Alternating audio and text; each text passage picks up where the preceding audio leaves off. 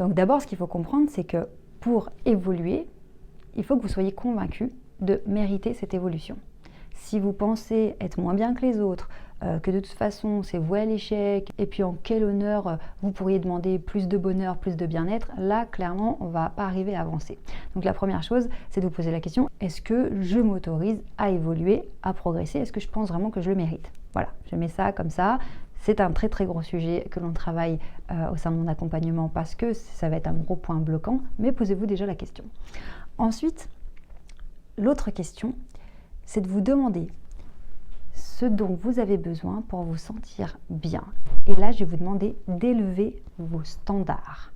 Ça veut dire quoi? Parce que vous pensez mériter progresser, mériter cette évolution, vous allez arrêter de vous contenter de choses qui ne vous conviennent pas. Voilà, je viens d'ouvrir un truc de fou là. On va se permettre, s'autoriser de vouloir plus, de vouloir mieux. Et on va arrêter de se comporter en petite fille qui doit se contenter de ce qu'on lui donne. Pourquoi? Parce que nous ne sommes plus de petites filles, nous sommes des adultes et on a le droit de réclamer ce qu'on pense qui nous revient. Si maintenant vous avez du mal à vous dire que vous méritez certaines choses, c'est que vous avez vraiment du travail à faire sur le socle interne, sur la vision que vous avez de vous-même, sur votre niveau d'estime de vous-même, etc. Là, ça sera un vrai point à travailler.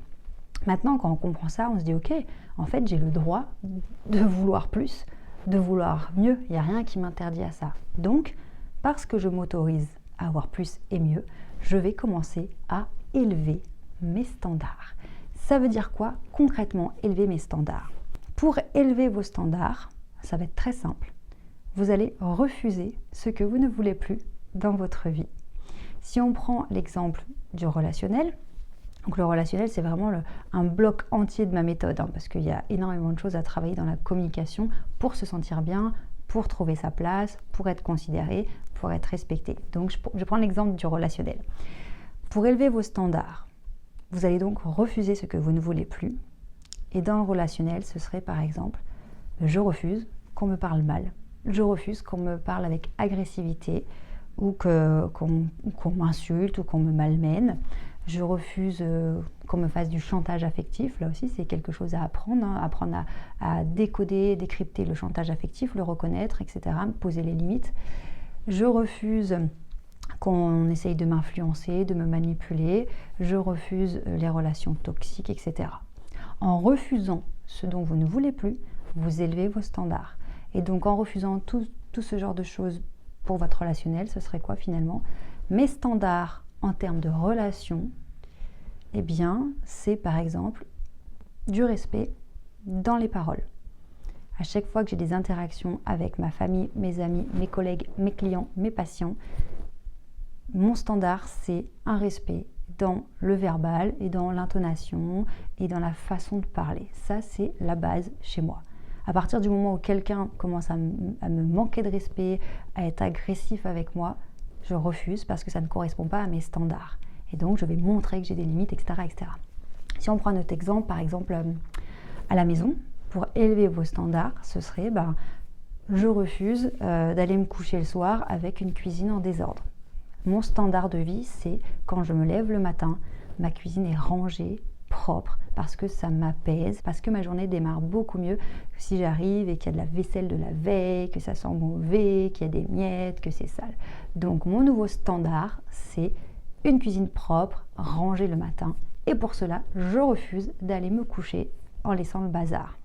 Et donc finalement, là, ça soulève encore un autre point, parce que si vous me connaissez, vous savez que c'est sans fin, il n'y a pas de limite. Eh bien, ça soulève le point de la discipline. Je me discipline à ranger ma cuisine avant d'aller me coucher, parce que je pense profondément que je mérite d'avoir une cuisine rangée le lendemain.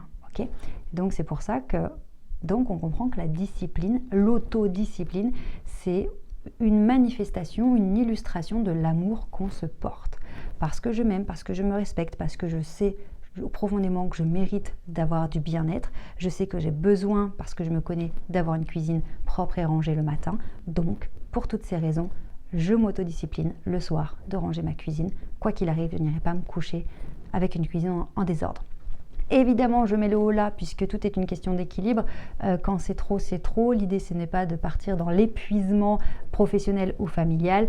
Si je suis malade, eh ben, tant pis, la cuisine, elle restera en désordre. Mais voilà, ce sera à titre exceptionnel. Il ne faut pas être psychorigide non plus. Il faut aussi être indulgente avec soi-même, de l'autodiscipline et de l'indulgence. Vous voyez, dans ces vidéos, je soulève des choses, je vous donne des conseils, des choses, mais c'est vrai qu'il y a tellement de choses à appliquer et à comprendre, et c'est surtout en fonction de votre situation que ça va être important. Parce que pour certaines d'entre vous, là je vais soulever un point qui va être super important et ça va tout débloquer, puis pour d'autres, oui ça va être important, mais c'est pas vraiment ça qui est important pour vous, ça va être autre chose. Et donc si vous voulez faire la clarté sur votre situation, puisque ça dépend vraiment de votre profil, de votre environnement, de votre situation, de votre parcours, je vous invite fortement à prendre un rendez-vous puisqu'on vous offre un bilan personnalisé qui est gratuit avec un membre de mon équipe. Pourquoi pas avec moi? Bien parce que moi je suis déjà investie, je m'occupe des personnes que j'accompagne au sein de l'académie, donc je n'ai plus de disponibilité pour faire les bilans personnalisés gratuits, mais j'ai une super équipe qui s'occupe de ça et qui s'occupe de vous. Donc vraiment, prenez cette opportunité, c'est gratuit, donc vraiment il n'y a pas d'excuse, vraiment je vous pousse à le faire. Pourquoi? Parce que je sais à quel point ça va vous aider. Alors vous cliquez tout de suite sur le lien sous cette vidéo et vous remplissez un petit questionnaire pour obtenir un rendez-vous avec un membre de mon équipe, et vous allez voir que vous allez déjà passer un step. On se retrouve tout de suite pour une autre vidéo sur la chaîne YouTube et je vous dis à très vite.